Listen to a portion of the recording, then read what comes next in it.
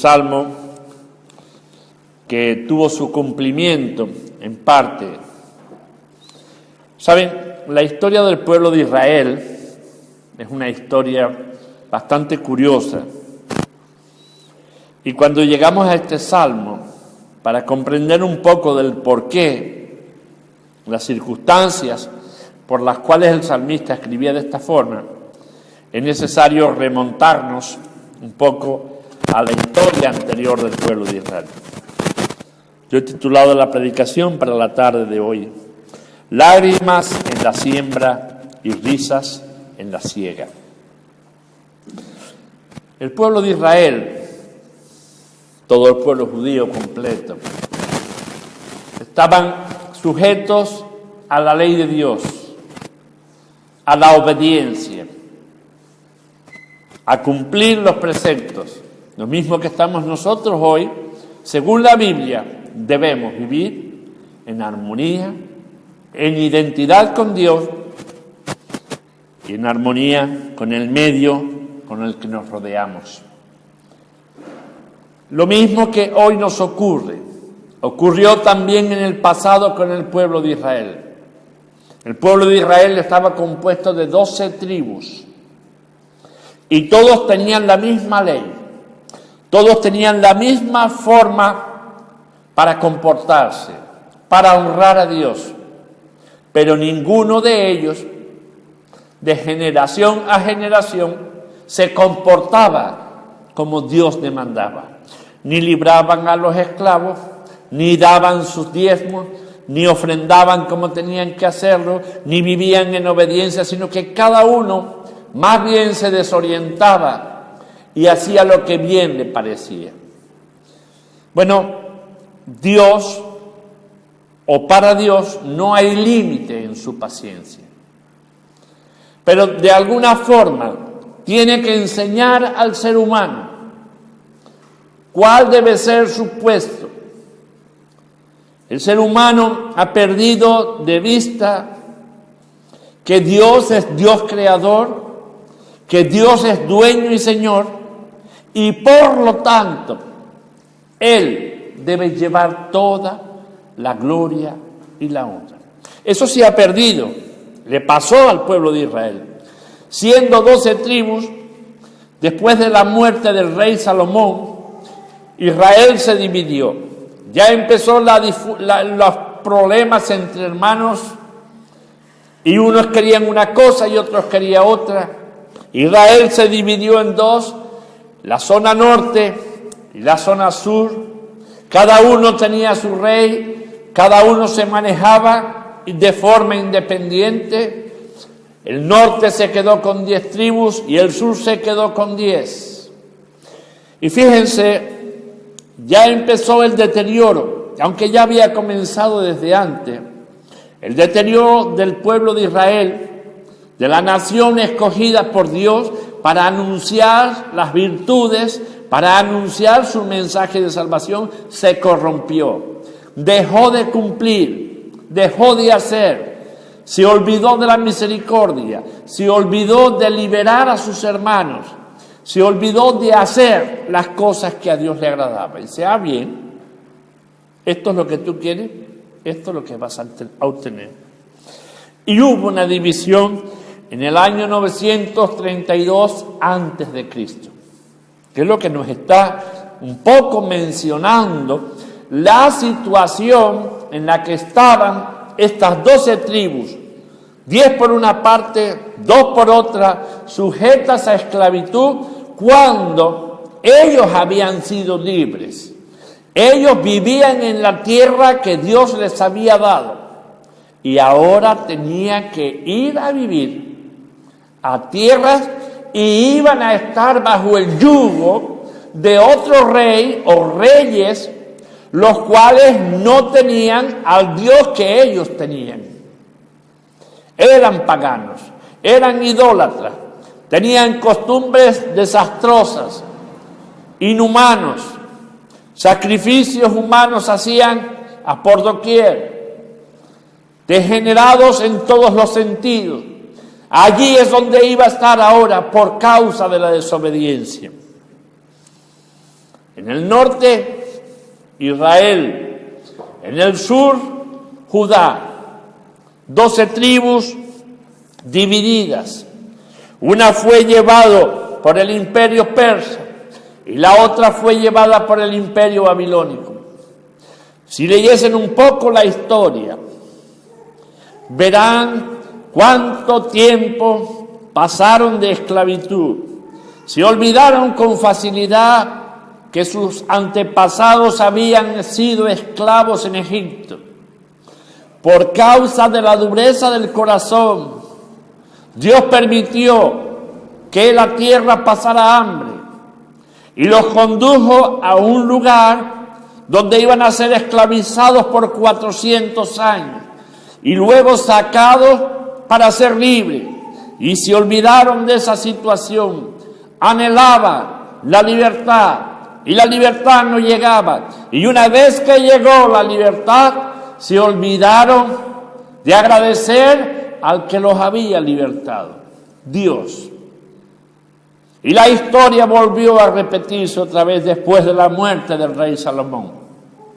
Se dividió la nación y ellos, estando en cautiverio, circundados o en medio de la idolatría, Dios siempre tenía hombres que mantenían el pábilo encendido, que les recordaba que el Dios que permitió que fuesen esclavos está pendiente de ellos y que en un momento determinado de la historia el cautiverio iba a acabar y que ellos iban a ser libres.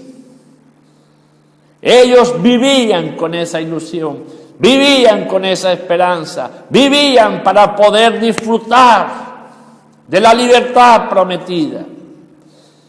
Pero vemos en el paso de la historia que ellos se olvidan con mucha facilidad.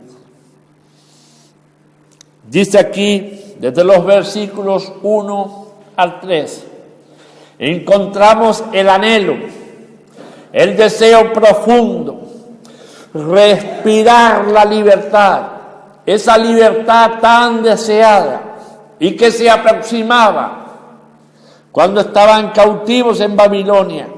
Y llegó el tiempo. Dios permitió que Esdras y Nehemías salieran del lugar del cautiverio porque hallaron gracia ante el ojo del rey. Dios preparó el terreno para que el rey permitiera la salida de 2 hombres, 2 siervos de Dios. Uno fue llamado a edificar el interior, a restaurar el templo, y el otro fue llamado a restaurar las murallas, a levantar las puertas para dar seguridad a la fortaleza. Se acercaba el tiempo en que el pueblo de Israel iba a ser librado. Pero recuerden, eran 12 tribus, 10 quedarían en el olvido y 2 saldrían a la luz, de la cual nacería el Salvador de una de ellas. 10 quedaron en el olvido por causa del pecado, por causa de la maldad. Fueron puestas en el olvido y se deshicieron por completo. 2 quedaron. De esas 2 salió un remanente pequeño de Babilonia para volver a su tierra. Y luego salió el segundo remanente para ocupar el lugar que anteriormente sus antepasados habían tenido como propiedad. Y nos cuenta aquí este salmista, después de tantos años, nos cuentan acontecimientos, deseos profundos, una oración y lo que cuesta poder mantener la ilusión en el corazón de las personas. Llevar un mensaje de esperanza. Se siembra con lágrimas, dice la Biblia, y se recoge con regocijo. Tuvieron que aprender la ingrata lección de la cautividad por causa de la dureza del corazón. Hoy en nuestra sociedad, vive cautiva, cautiva por la maldad, cautiva por Satanás, cautiva por sus secuaces, y cada vez está más cautiva. Y nosotros estamos en medio de ellas para poder presentarles un mensaje de salvación, no para aislarnos de ella. Cristo decía al Padre: Padre, no te ruego que los quites del mundo, sino que los preserves. Lo mismo que en la antigüedad, estando en esclavitud, habían siervos de Dios que constantemente les decía: vendrá el día de nuestra liberación, mientras esperemos en el Dios glorioso, el cual reina, el cual es Señor, el cual dirige nuestros pies. Mantenían vivo la esperanza hasta que llegara el momento determinado de la salida. Y aquí ellos lo expresan, el salmista lo expresa en estos primeros 3 versos que encontramos en este salmo. Cuando Jehová hiciere volver la cautividad de Sión, hiciere volver a mi pueblo, mantenían esa esperanza, volver a la tierra prometida. Dios tiene mucho pueblo ahí afuera, y Dios está esperando que nosotros seamos promulgadores, que seamos capaces de llevar un mensaje de consuelo en medio de una sociedad que sufre. Nos cuestan lágrimas. Dios no habla que esto sea fácil. No es fácil acercarse al ser humano, porque se ríe de nosotros, porque nos puede costar la vida, por un sinfín de cosas. Dios sabe que no es fácil, pero Él dice que Él está con nosotros. Él nos precede, va delante de nosotros en la batalla. Dios no se duerme, Dios está presente y te está diciendo a ti y a mí que la liberación del ser humano depende de la persona de Jesucristo, depende de su ministerio, su muerte y su resurrección.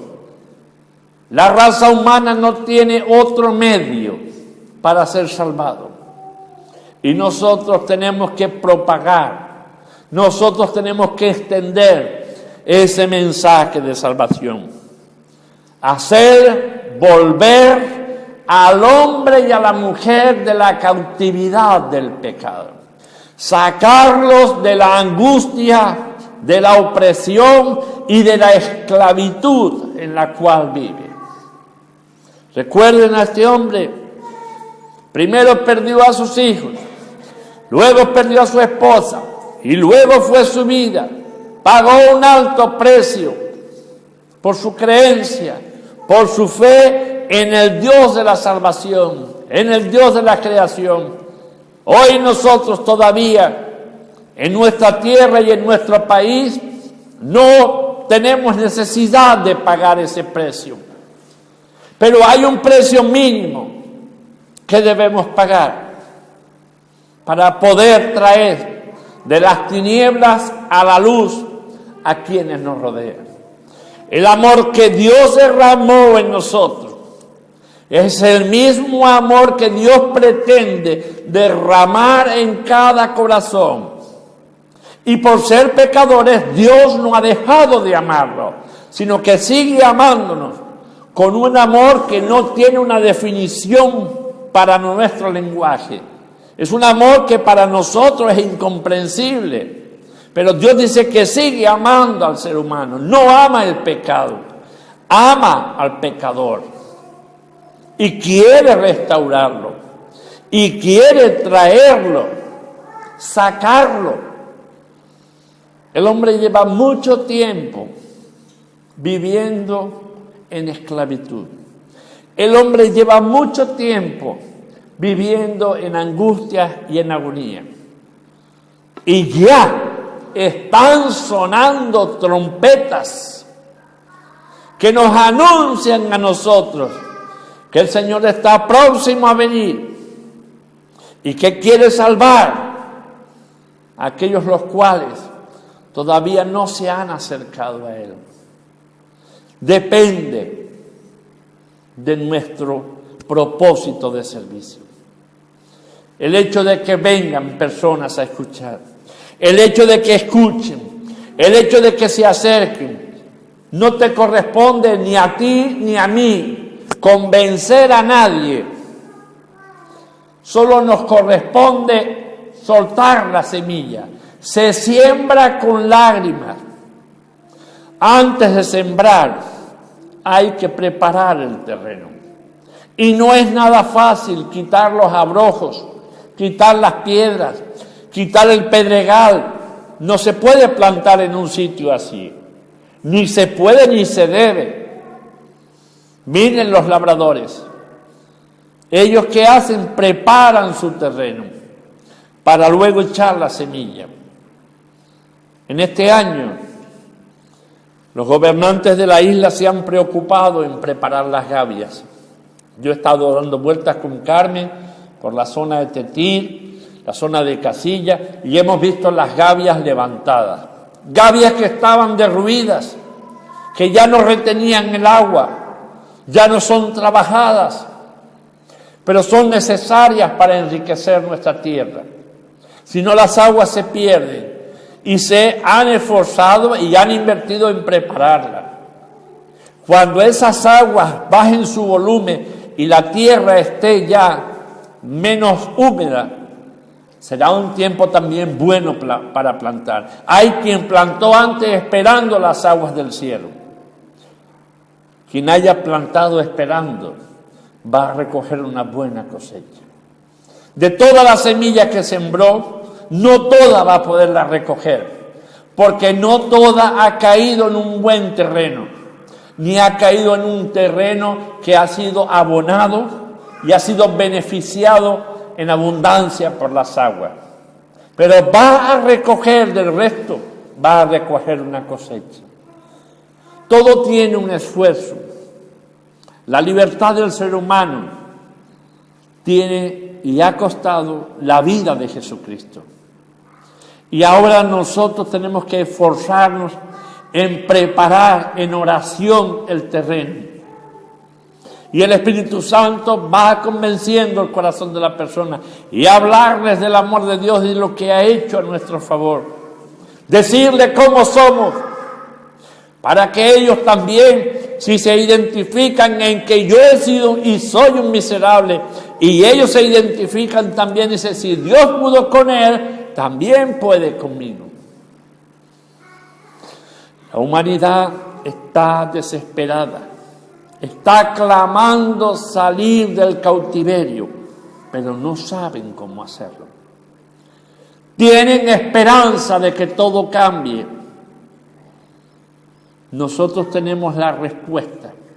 Podemos decirle quién es el que ayuda a cambiar la situación y quién puede sacarles del lugar cenagoso en el que están. Seremos como los que sueñan, dice. Sigue pensando en la esperanza, versículo 2. Entonces nuestra boca se llenará de risa y nuestra lengua de alabanza. Cuando la esperanza se apodera del ser humano, se dibuja una risa de felicidad, de sosiego, de tranquilidad. Qué bueno es y cuánto se alegra Dios cuando ve al ser humano sonreír porque ha sido librado, porque ha sido rescatado. Hay fiesta arriba y debe ser una fiesta aquí abajo. Queremos ver el fruto de nuestro esfuerzo y de nuestro trabajo, pero para ver que la semilla brota, primero hay que plantarla. No va a nacer fruto si no se planta. No va a haber libertad del cautiverio si no se busca la forma estratégica para poder sacar. Sigue diciendo en el versículo 2, entonces dirán entre las naciones, grandes cosas ha hecho Jehová con esto.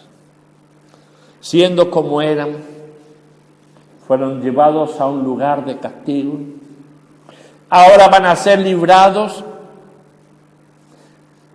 y el mundo está observando, el mundo les observaba.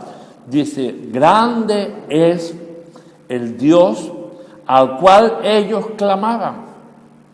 El imperio persa desapareció, el imperio babilónico desapareció, el imperio griego desapareció, el imperio romano desapareció, aunque ahora nuevamente está resurgiendo en nuestros tiempos finales para terminar Dios de cumplir sus planes.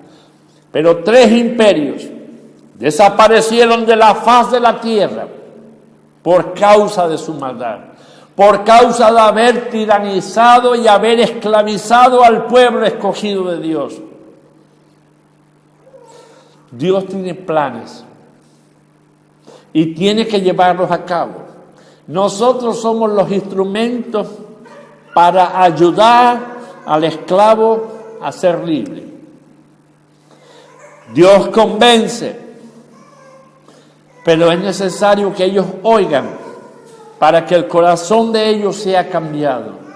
Mientras el corazón del ser humano no oiga palabra, no se van a convencer, no van a saber que hay una respuesta a ese grito de angustia que brota de sus corazones. Ellos tienen que saber que hay esperanza, que se puede salir, que se logra salir. Hace pocos días estaba hablando con alguien que me hablaba de reencarnaciones. Y me hablaba una y otra vez de experiencias de otras personas que cuenta cómo había vivido en otra vida anterior. Satanás es muy astuto con esto. Te da información de personas que vivieron, que se parecían en carácter a él. Y le dice, fuiste así en otra vida, hiciste esto, disfrutaste de lo otro, y los colma de conocimiento, para que digan a una población ciega que renacemos continuamente. Si has sido bueno en esta vida, en la siguiente vas a reencarnarte en algo mejor. Si has sido malo, te vas a reencarnar en un ser inferior, hasta que terminarás reencarnándote en una cucaracha o en una mosca. Yo en una ocasión le dije, ¿qué sentido tiene la reencarnación? Es una rueda, un círculo cerrado, que no termina nunca. Siempre está girando. Terminas una vida, empiezas otra, terminas una vida, empiezas otra. Oiga, y si la que viví o la que voy a vivir es peor que la que viví, ¿qué sentido tiene? Eso es lo que creen los budistas. La reencarnación, eso se llama la rueda de Samsara. Y que después de 1000 vidas o 2000 vidas, Buda logró salirse de ella. Yo no sé si por las vueltas que dio se salió por inercia. No tiene sentido lo que enseñan. No tiene sentido lo que explican. Porque vivir una vida tras otra para alcanzar ¿qué? ¿Hacer obras de qué? Las obras no sirven para alcanzar la salvación. Las obras no sirven para alcanzar la reconciliación con aquel que te puede sacar de ese estilo de vida. Las obras son resultado de haber creído. Es una actitud de cambio. Pero no se puede ganar la salvación con obras. Es un regalo que recibe el ser humano, que recibe sin costarle nada. Porque el ser humano no tiene que morir para ganarla, para recibirla. el ser humano deja morir su egocentrismo, su pecado, su maldad, para que la bondad de Dios inunde su vida. El ser humano puede ser rescatado. Así que el mundo nos está observando. Aunque a usted le parezca que no, nos están observando. Si lo que nosotros decimos, que tenemos la panacea, que tenemos el mensaje de salvación, ¿por qué no compartirlo? Tenemos que compartirlo para que la salvación de aquellos otros sean vistas por el resto de la humanidad y el resto de la humanidad quiera también obtenerla. En el silencio no se encuentra nada más que silencio. Nadie se salva por el silencio y todos se salvan por haber escuchado. La palabra entra por el oír. Dice en el versículo 4, ahora cambia las tornas. Ahí se eleva una oración. Y luego vamos a leer una metáfora en la que el salmista se adentra para poder enseñar la importancia de compartir.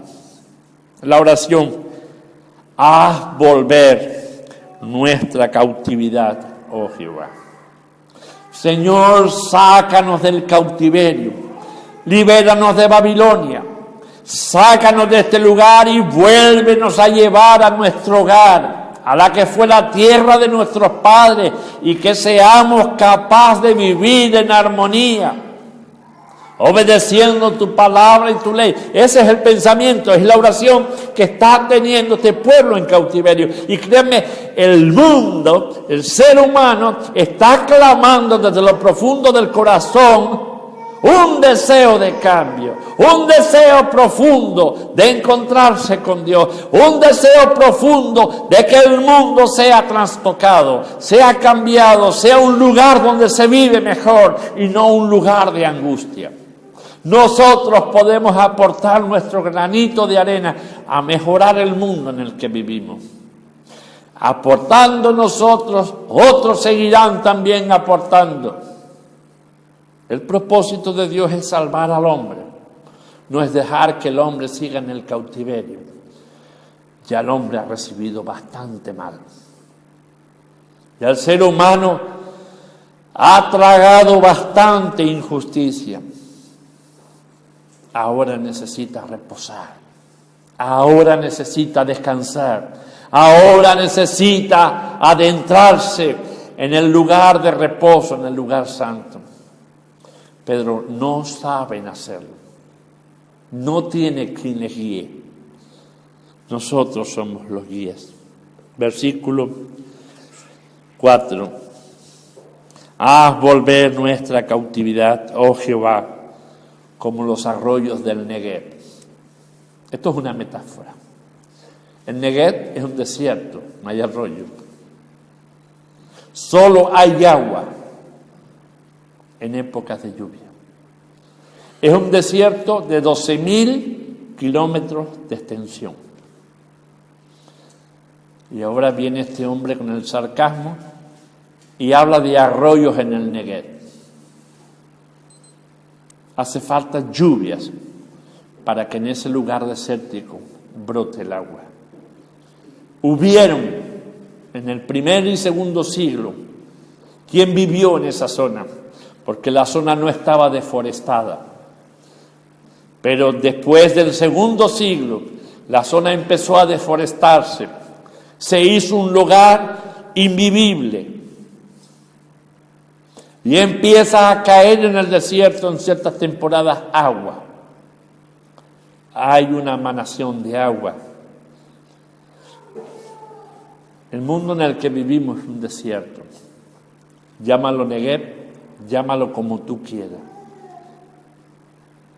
El ser humano está cada vez huyendo de la sequedad en la que vive. El ser humano necesita beber de un agua fresca que sacie su sed. Esta es la oración. usando esta metáfora. Que lluevan lluvias de bendiciones, no solo para la iglesia, para el mundo que nos rodea. Para que llueva, tiene que haber por nuestra parte disposición de preparar canales para que las aguas sean reconducidas. La Biblia nos habla y nos dice que somos canales de bendiciones hacia los demás. Versículo 5. Los que sembraron con lágrimas, con regocijo segarán. Nosotros pensamos que hoy nadie escucha, que hoy nadie presta atención, que hoy a nadie le importa un mensaje de Dios. Todo el mundo se ríe. Dios no existe. Dios no va a hacer nada. Dios se cruza de los brazos. Sin embargo, nos cuesta lágrimas poderles llevar un mensaje. Sufrimos, nos humillan, pero a pesar de que nos humille, a pesar de que nos cueste lágrimas sembrar, miren lo que dice: con regocijo segarán. Nosotros pensamos que tenemos que esforzar lo que enseñamos. Nosotros solo estamos llamados a enseñar. Dejemos el resto a Dios. Y Dios va a hacer el resto en el ser humano. Y Él va a traer el fruto de lo que nosotros sembramos, va a traer el fruto al lugar santo, al lugar de reunión. Pero tenemos que ir a sembrar. Fíjense lo difícil que es para un labrador. Versículo 6. Irá andando y llorando.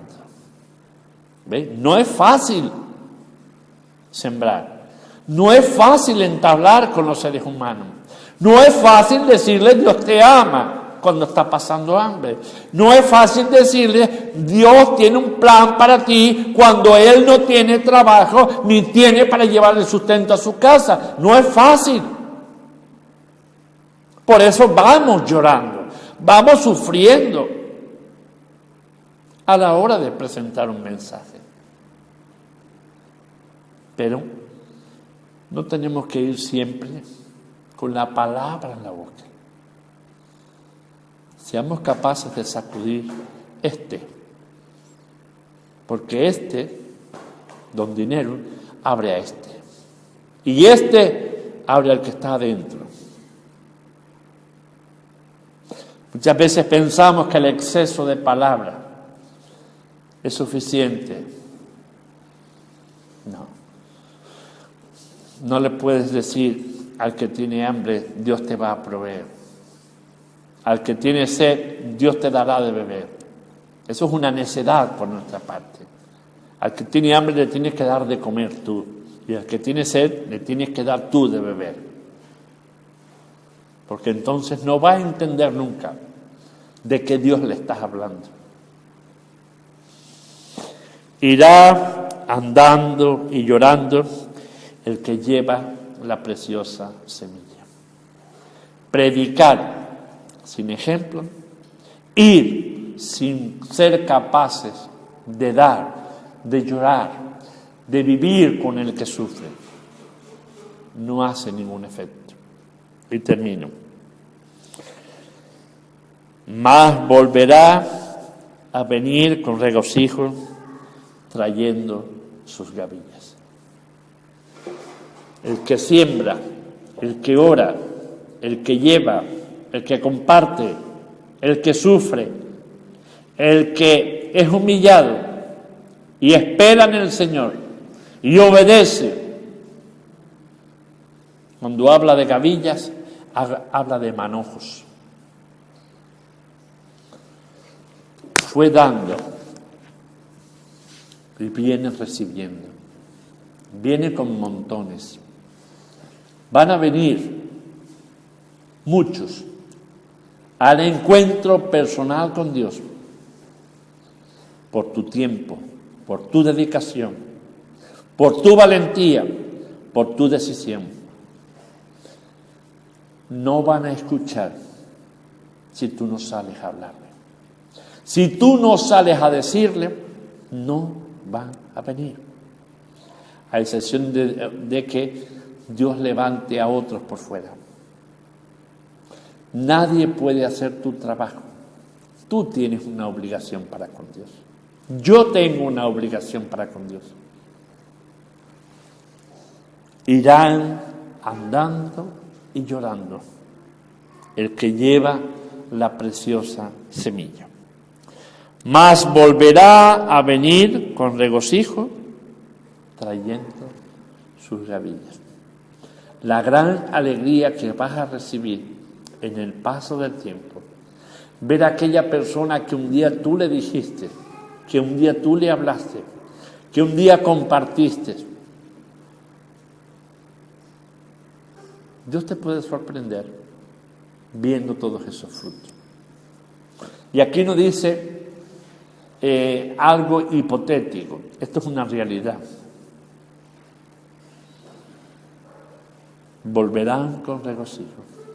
Dios no te va a dejar en ese sufrimiento constante por no ver el fruto.